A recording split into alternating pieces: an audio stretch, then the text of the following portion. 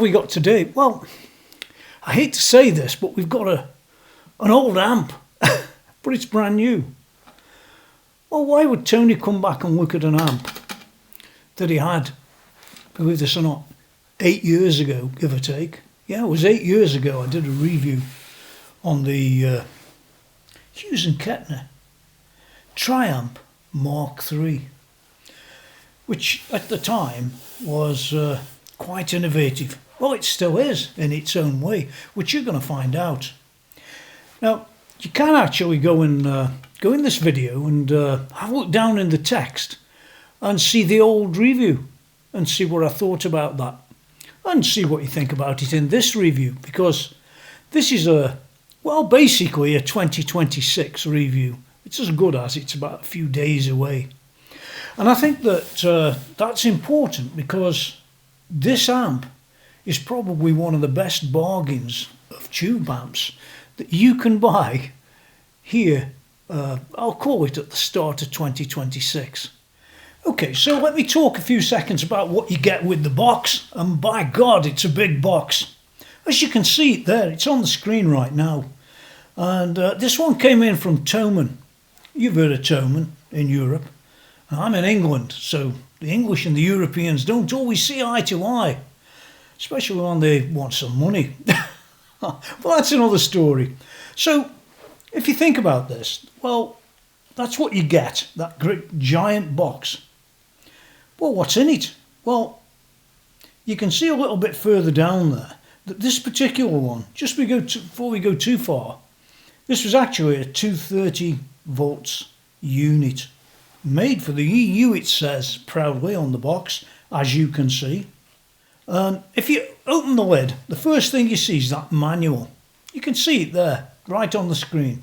Anyway, the manual covers all sorts of things. Then you've got that cover, like I was telling you about. You get one of them free. And next thing you get is, if you're looking down on the front of this amp, it's all, well, plexi, clear plexi, that's what I'd call it. And they even include a kit, so you can polish it up. Keep your amp clean, that's what I say. And away you go, it's in the box. And you also get the floor pedal, which more about later on that. But there it is in the box, included with its big fat cable. And that's also pretty awesome, really. Nice long cable.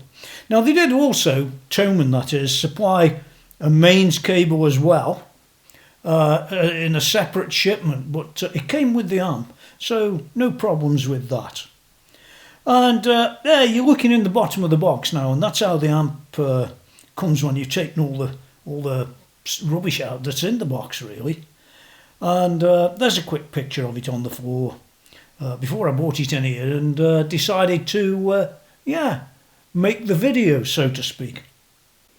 One of the things about this amp, before you go any further, if you happen to buy one, is do understand that this is a man's amp. What do you mean? You've got one, Tony. Well, don't worry about that. Yeah, but it's 48 pounds in weight, give or take. What I'm saying to you is, it's heavy. So if you're one of those wimpy types, I'd go and get a Tonex if I was you. Yeah, they'll never sound as good as this, but you probably don't care anyway. So let's go down that price before I go through the amp, because that's the reason I bought this. This amp, last time I had one, 8 years ago, cost near enough £2,800. And that's about 3,000, I don't know, at that time, $3,300 or $3,400. That's a lot of money for any amp, never mind this one. Yeah, what can I say? They're all expensive. Hughes and Kettner, in case you don't know, some people don't know, have had a bit of a problem. And it appears that Thomann, of all people, I have to say this, Thomann, of all people, have bought out Hughes and Kettner. Or at least, at the very least, because I don't know everything about it, at the very least, they're behind the financing these days. Maybe it should be that way, or not. It's for you to decide, but this amp has come down in price to about £1,450. It's basically half price. And if that isn't a reason to buy a 50 watt, 100 watt or 150 watt amp, which those three are, you've got to be out of your head. £1,400 for this. Listen, that's what you call a bargain. Well, I am hopping around. Before I go diving into everything else, I wanted to raise this point. Remember, this was about £1,450. But in dollars, you can figure it out yourself. It's probably about 18 or 1900. I don't know. But I just wanted to have a look at the tubes that are in this thing, because they're tube amp doctor tubes, and they don't come cheap. Mark my words. And they're very, very good tubes. I've never had one fail in all the years I've bought from them, which is a long time. And I just counted the tubes. You can see them there. Yeah, there's a pair of Real 34s, red bass they call them, fully premium matched and all the rest. There's 6L6 GCM STRs, there's 4 of them, all matched. And then we come to the 12AX7s, you can see them along there. Don't bother counting them because there's 9 of them. And once again, these are the sort of premium, nice 12AX7s from Tube Amp Doctor. So Tube Amp Doctor's been involved all the way through with every tube, and I completely trust that. But you might be surprised at the cost. I've just been on the internet, that's where I went if you want the truth. And the total of buying a replacement set of tubes in this amp is €500. That's probably about, I don't know, let me make a guess, £450. So if you take away your £450 from the £1,450 that this amp costs, you've bought this amp for £1,000. And wait until you get to hear about other things like warranty and all that stuff, and the sounds and the this and the that. I mean, surely it has to be one of the bargains of a lifetime. I really think it is. And that's why I went out and I bought another. But this one hasn't been bought for a review. I understand that. It's been bought for Tony because Tony's bought it with his own money. I wanted to get that clear. But just think of them tubes. £450 worth of tubes off the 1450 for the amp is awesome. Just try and name any of the simulators out there that can offer the deal that this is when simulators are trying to simulate this tone. And they can't. They're not the same. They don't have the same feel. It doesn't matter which one you look at, even the latest Helix that I just reviewed not long ago. I mean, yeah, it's good, but it isn't quite the same. When you buy this amp, it'll highly likely come to you set as 220, 230 volts. And if you just plug it in and use it, yeah, sure, it's going to work. Well, it'll work for so long, because what you're doing is you're actually loading up some of the components in a way that, you're putting stress on them. My friend Rubber Duck, he pointed that out to me on a EV8 amp once, and I never forgot it. And here we are on the back of this. Fortunately, you can just flick a switch, as you can see on the screen right now. You just flick it up to 240 volts before you even start, and this amp will probably work for years, and probably longer than you. Yeah, I just wanted to mention that before we go further. I think what we will do is have a quick look at the front of the controls, not in any hyper depth, just enough so you get a feel of what the amp's about, because I did cover it all them years ago. Yeah, this whole section here, it says here, amp 1, nice and simple. You've got your input there, a few little buttons we'll talk about in a minute. We can move along a bit to what's effectively amp 2. You can see, again, very clearly marked, all nice. And then we've got amp 3, which is just down there. And we've got a few other extras, which we could mess around with. All looks nice and simple, and you know what? It is. It looks a very complex amp, but it's actually really simple. It's just 3 amps with the settings for each amp. And that's one of the advantages. None of the EQs and the rest of it are shared particularly. They're all sort of separate. Isn't that a great idea? Yeah. It makes it look complex, but in reality, well, it's no more complex than a JVM 410. I'm only going to quickly talk about these. You can see here you've got the master for this channel. You've got treble, mid and bass. You've got a gain as well. And then down the bottom down here, you've got the same thing again. Because this amp here has got 2 channels. And the light here that you can see, this is on channel 1. And there's 1A that is. And this is channel 1B. But you can think of it as 2 channels. So when this actually comes down to it, if you look at everything above that line, that's just 1 amp on 1 channel. How hard does it have to be? Well, it's simple, isn't it? I mean, even I can figure it out. So, very simple, and it's the same, basically, for every one of these 3 amps across the front. It's really, takes no figuring out.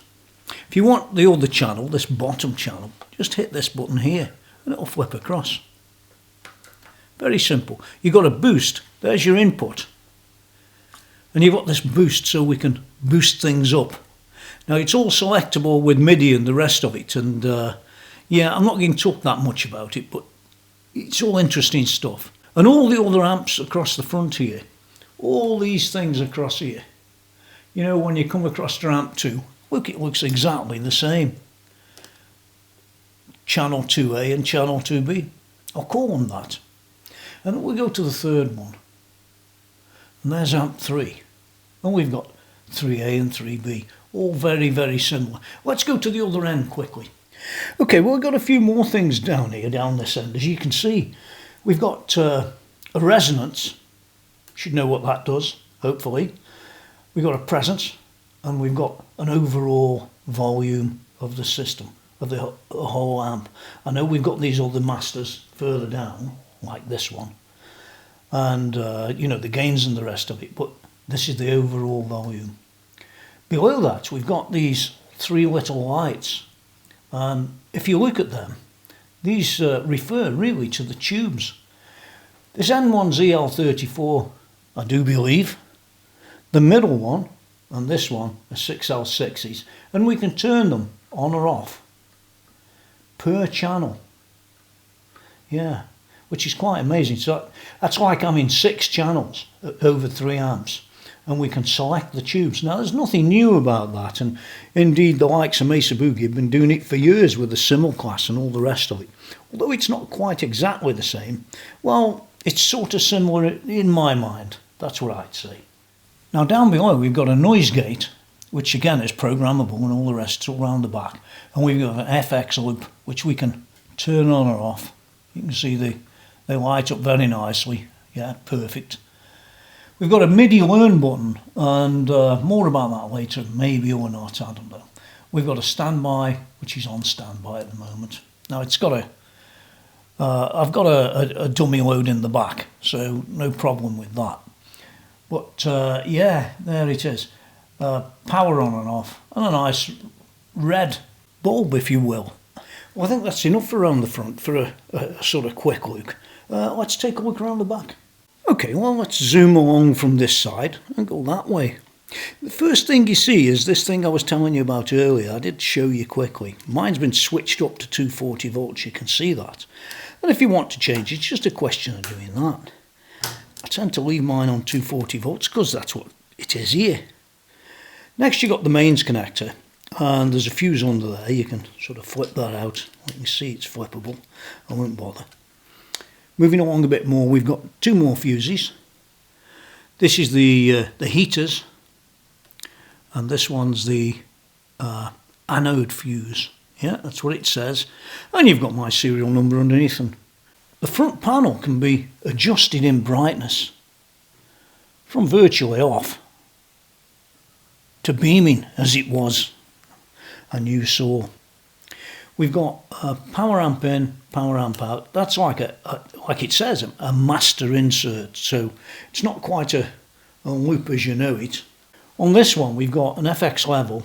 We've got FX serial or parallel if it's on or off. we've got a send and a return, and we've got a decibel reduction there of -10, or I suppose it should be +4. Whether it is another story. We've got a bit more to go at. The noise gate, hard or soft, that's how it opens or closes. We've got 2 real size MIDI ports, which is great, and the floor pedal goes in through this one. That's a thing called a tube safety control, and what's great about it on this amp, mark my words here, if you have a tube that goes out of it, this amp will still run. Yeah, quite amazing really. But the TSC, it basically adjusts the bias of the Triamp power tubes to improve the amp's tonal and technical stability and to extend the tube's lives. TSC operates automatically and continuously. There is nothing to do but to get on and play the thing.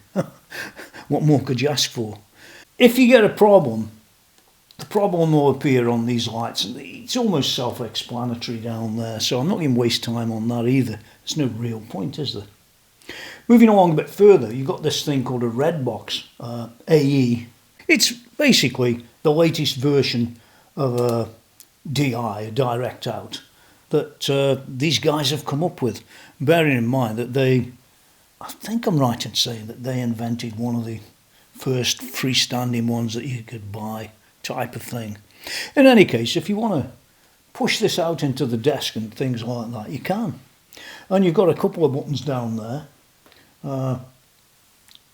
You've got a cabinet simulator, this one here.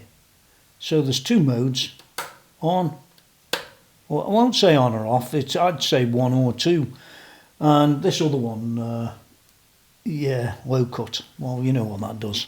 And lastly, as far as the speakers are concerned, you can see you've got a 16 ohm one, you've got 1 8 ohm or 2 16 ohms or 1 4 ohm. And that's pretty much like most of the amps that I see. It's very much like Marshall indeed.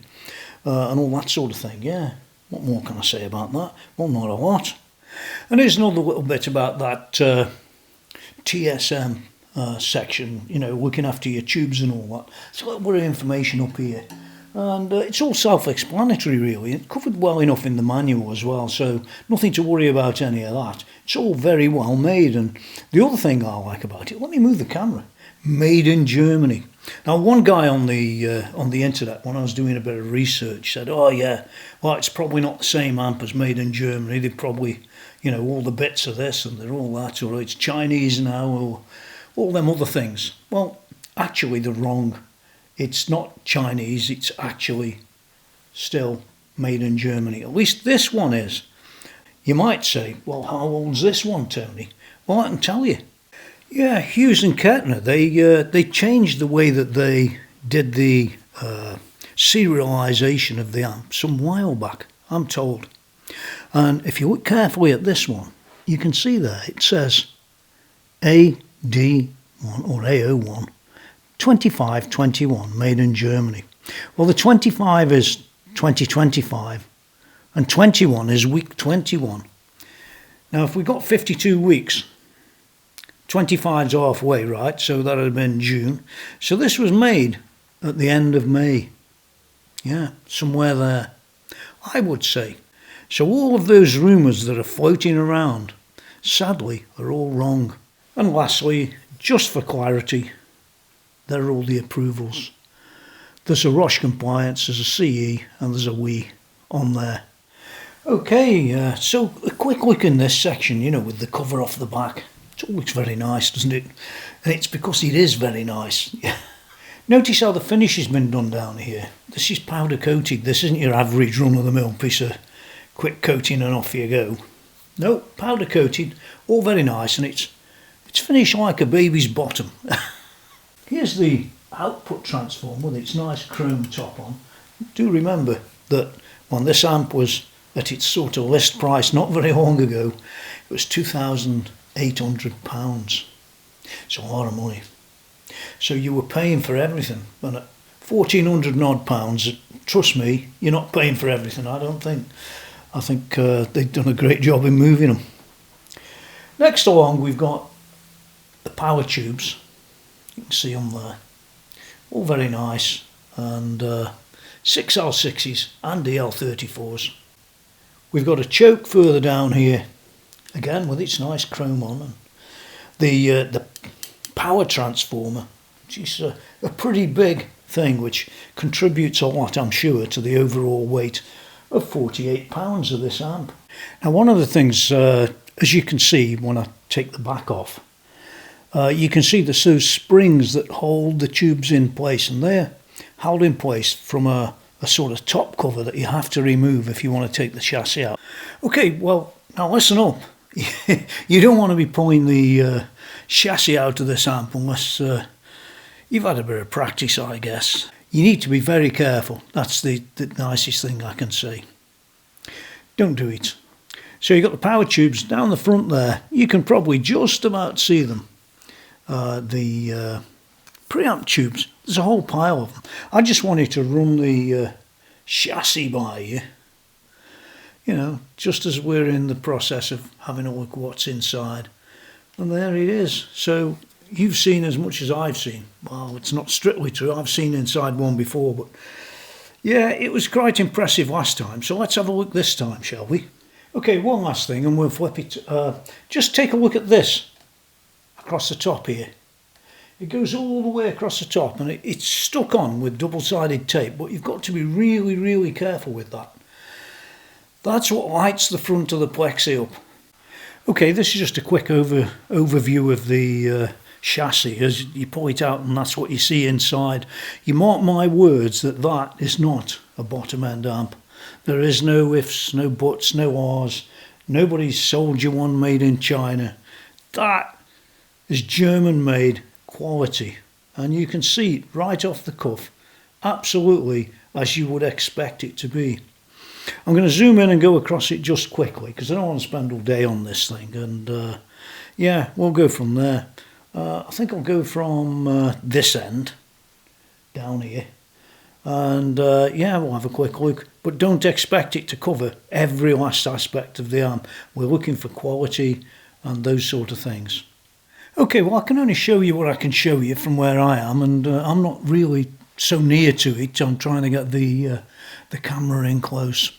This is the power transformer over here. It doesn't need setting for 240, yeah, because it's got 240 and 230 and 220. And my guess is that if you really wanted to use this, yeah, all very interesting. Anyway, here's your power in. And it moves across onto the board. You've got some capacitors down there, as you would have, a few more down here. So we'd say this is the sort of power amp section of the amplifier. We've got a few switches that are controlled off this board. Across the bottom, it goes all the way along, and that's where your switches are. It's also the other side of that. Well, you probably get a picture of it. You can probably just about see that there is basically one of the control knobs. They go all the way across the front.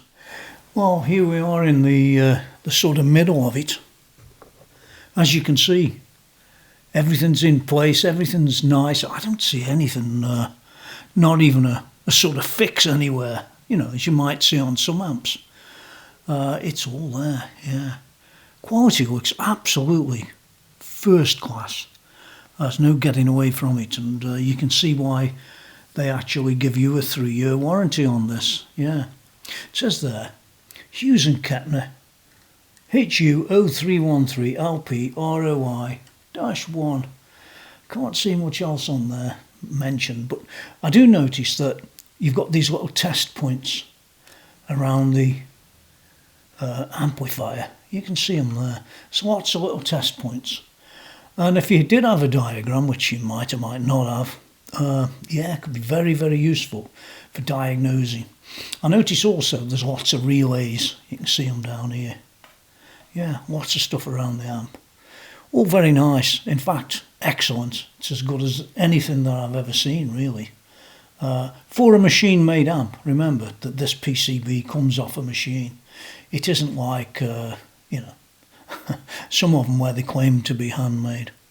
Okay, well now we've got the output transformer, and once again the main board with its bottom board with all those switches on and knobs on and all the rest of that. All excellent. On the original amp, let me drop that down a little bit.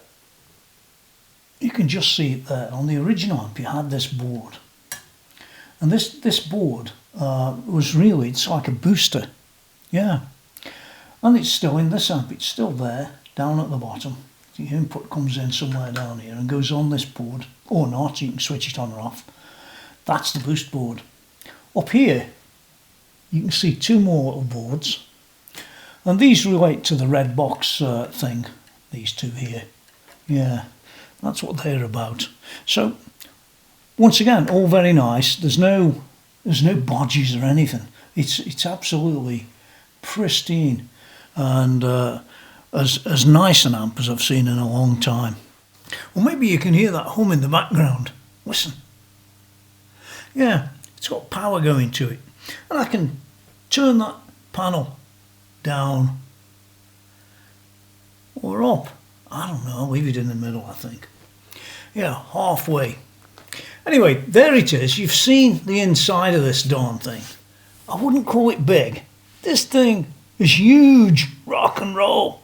And if you want to get a tone, it's probably in here somewhere. This handle, by the way, you'll see a picture of it. It's a bit of a pain in the rectum, yeah. A pain in the behind. Because when you put another amp on the top of it, like I do, yeah, you got to take this thing off really.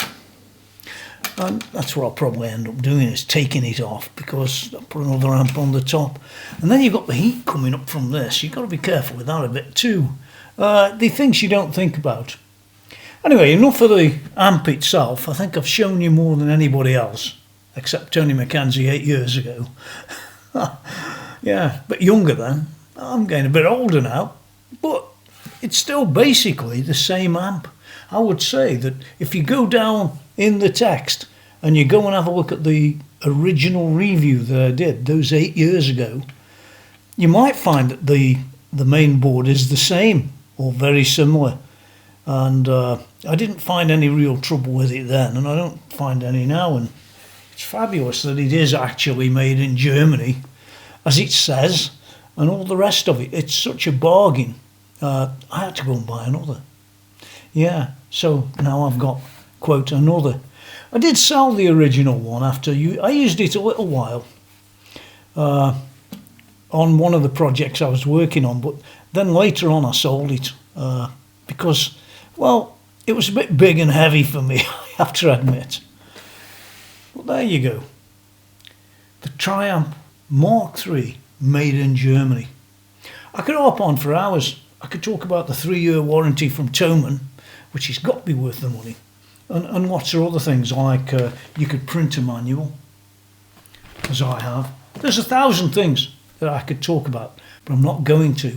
I'm going to make this now vanish into the other room, into the recording room, and then I'm going to play some music. Yeah, that's what I'm going to do with it. I'm sure there's millions of better musicians than me out there, but there again, I'm better technically than they are, probably. Yeah, probably, likely, highly likely, because they don't ever show you anything, do they?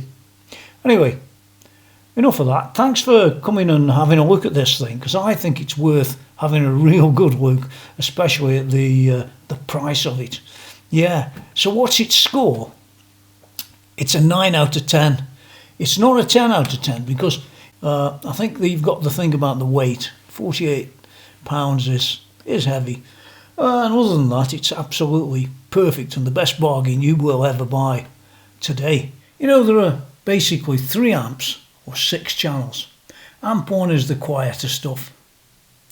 Amp 2 in the middle is, well, middle of the road. You can't get that wrong. And amp 3, which is on the wrong side.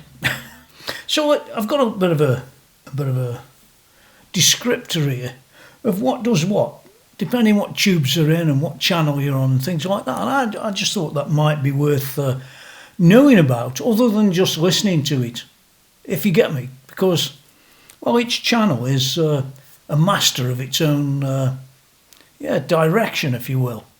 The channels basically are covering 6 eras of tone, from the oldest stuff, you know, the sort of clean, bringing it forward through time. It's very interesting. So on this first amp, the one over here, it says amp 1 on. Yeah, that's 50s and 60s Californian clean. So 1A is Californian clean, and you just have tube 1 and 2 on to get that. Now when you get to 1B, which is channel 2 of amp 1, if you will, that's chimey 60s British combos. Yeah, you could think Clapton, couldn't you? Yeah, you could. And that's tube 3 and 4, which is really more of the EL34 stuff, but I think mine are in a different order than what's in here. We shall see. Amp 2, it says, I'm just telling you what they say. Amp 2, classic 70s British stack, 2A. Yeah, and that's using tube 5 and 6. So we've got 1 and 2, 3 and 4, 5 and 6. Yeah, classic 70s. And when you get to 2B, it says here 80s brown sound. 2B, which says tube 1 and 2 and tube 5 and 6. So it's a bit of a mismatch. Yeah, that's what that is. And when you get to amp 3, you know, the one on the wrong side. I don't know why they do that, but they do. Somebody did tell me once on the YouTube channel, but I couldn't be bothered to wonder why, really. But amp 3 has got 3A and 3B, like we've said, with all the others, they've got A and a B. And the 3A is a 90s Californian high gain. Yeah, well, what's that? Could really only be Mesa Boogie or Soldano, maybe. I don't know. You go figure. But that's using tube 3 and 4 and 5 and 6. 100 watts you get there. And 3B, that other channel, it says here, modern day, high gain and beyond. And you can mark my words, it does go beyond. Yeah, and that's with all 6 tubes in, which creates, in the right ohm range, 150 watts. Well, you've got master volumes and things, and you can sort of control all that. So that's another good thing about it. I just wanted to cover that because it does go through a lot of stuff, you know what I mean? In their own words, it says here 42 amps in 1 amp. Although Triamp Mark III ships with 1 pair of EL34 tubes, which we know it does, and 2 pairs of 6L6 tubes as standard. You can also use KT66s, KT77s, KT88s for the heavy stuff there, 6550s, 5881s, 7581s, and of course, it says, 6CA7s. Well, that's a lot of different tubes in a lot of different eras, and the KT88s are going to blow your head off. But you can put them all in this amp, and that's one of the great things about it. There's no faffing around with biasing or any of that. It's all self-driven. And I want to cover one more thing, and it's in this box here, which I didn't really show you really at all. I just want to cover that because it's included with the amp, and it's the foot controller, and you can use that in a couple of modes and things like that. Well, this one's brand new, absolutely brand new, never been out of the box. Look. There it is. So let's get it out. Here it is. Yeah. That's what it looks like. Yeah, if you can see it. It's quite a decent device. And this one, it's almost straight, but it's bent. Yeah, I'm sure on the early one it was different. Just hold on a moment. Oh, where did that come from? Yeah, well, I've been around longer than this amp, and I've got one here, an FSM 432 Mark III. Well, interesting, it says that the TSM 432, which is this one that it comes with, is derived from the FSM 432. Well, this one's a FSM 432 Mark III. And if we look in here, you get the cable and all the rest. The reason it's different is this. If you compare this one's bent. Can you see that?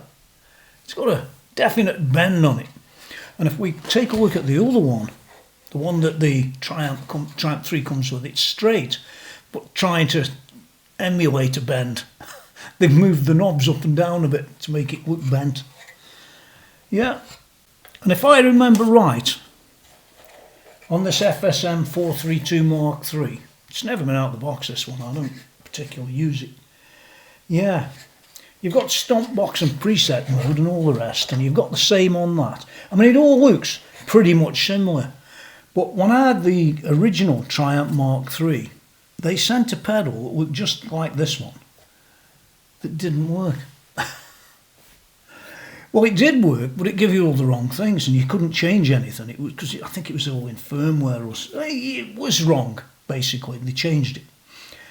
So this one actually is off the Grandmeister 36. This one. That's why I've got it, because I've still got the Grandmeister 36. It's a great amp. And this one here, well, there it is. It's different. So do bear in mind that the Grandmeister 36 et al. And the others is not exactly the same. It just isn't. But they say this one's not available anymore, which is a pity if you need one. Yeah, and on this FSM 432 Mark III, yeah, made in China. Fancy that. But on the new pedal, this one, the Hughes and Kettner TSM 432 Mark II, there is no indicator of where it's made, and neither is there on the box. So it could be German, could be, may not be. We'll never know, will we? So enough of that for now. Let's go into the playing and get some playing done on it, and I'll try and show you the way it's set up before each track. Thanks for watching. Don't forget to subscribe. It's very important you subscribe. If you don't subscribe, well, fine, I'll just vanish and you can go make your own reviews. Yeah, here I am on Boxing Day, by the way. And oh, you're not making a video on Boxing Day, are you? No, well, I am. So there. So sub it, thumbs up it, tick that bell. I think you tick it. Say all on it, and yeah, it'll all be good.